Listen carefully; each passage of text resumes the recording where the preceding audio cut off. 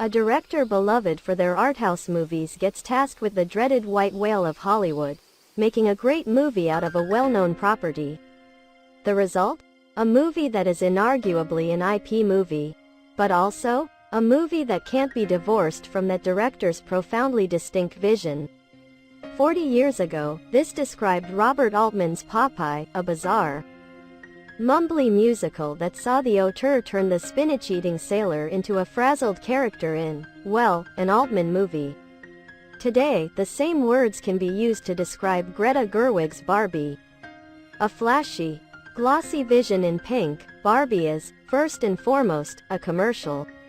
The fantasy comedy centers around arguably the greatest product ever developed.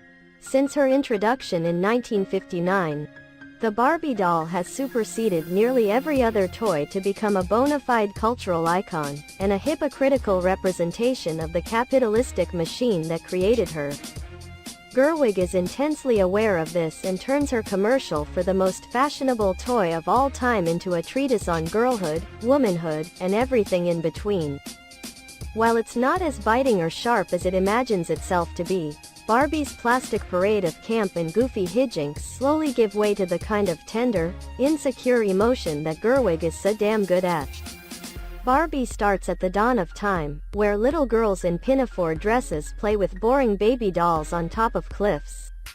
But then, a giant Barbie, clad in the doll's debut black and white swimsuit, arrives, prompting the girls to smash their dolls in a hilarious homage to Stanley Kubrick's 2001, A Space Odyssey. This absurd scene sets the stage for the rest of Barbie. The entire movie is packed with similar homages, from Singin' in the Rain and Busby Berkeley nods to The Godfather references, but they're explicitly remade in Barbie's, and by extension Gerwig's, image. A more cynical critic might say that Gerwig is simply recycling better films that have come before, but there's no room for cynicism in Barbie. It's a movie that is as earnest and enthusiastic as its lead heroine. Margot Robbie plays stereotypical Barbie, just a girl living in a Barbie world and having an existential crisis. Despite her wonderful, unchanging life in the utopian Barbie land, Barbie has been plagued by irrepressible thoughts of death, a nagging sense of sadness, and, gasp, flat feet. With the help of Weird Barbie, a perfectly cast Kate McKinnon, she discovers these are the symptoms of a tear in the fabric of reality caused by her real-world owner's own sadness. To fix it, Barbie must venture into the real world, find her owner, and help her. Reluctantly, Barbie leaves Barbie land, but she's followed by Ken, a superb Ryan Gosling, who is desperate to prove he's more than just Ken. But their excursion in the real world, which includes a delightful sequence where the two of them travel through cartoon fields and cardboard oceans, has more consequences than they could have anticipated. When Barbie arrives in Los Angeles, she's shocked by how little she really matters to women. Barbie thought she was a role model and that women ruled the world. But when she finds the girl she believes to be her owner, Barbie is shattered to learn that this is in fact the opposite. Meanwhile, Ken has the inverse experience. In the real world, he's respected and listened to.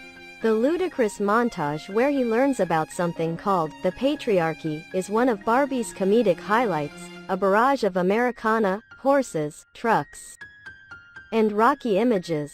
But it's also the turning point for the movie, leading Barbie and Ken's excursion to the real world to have damaging effects on both Barbie land and all of reality. Gerwig co-wrote Barbie with her longtime collaborator and partner Noah Baumbach, with whom she's crafted indie darlings like the exquisite Frances Ha. At first glance, it seems Barbie has little in common with the achingly tender dramas where Gerwig made her name, and certainly, Barbie lacks the naked emotions of Lady Bird and the structural genius of Little Women. But Barbie is a Trojan horse, using its pink plastic shell to probe at identity, womanhood, and the social ills of capitalism. The film's most surprisingly tender moments come in little shockwaves when Gerwig lets the glossy Barbie facade fall back to bask in moments of intimacy, childhood memories, and love. These come through most powerfully when Gerwig unleashes the untempered monologues that have made her films modern classics. Gerwig didn't need to put a line like, "We must stand still so our daughters can look back and see how far they've come" in a Barbie movie, but she did.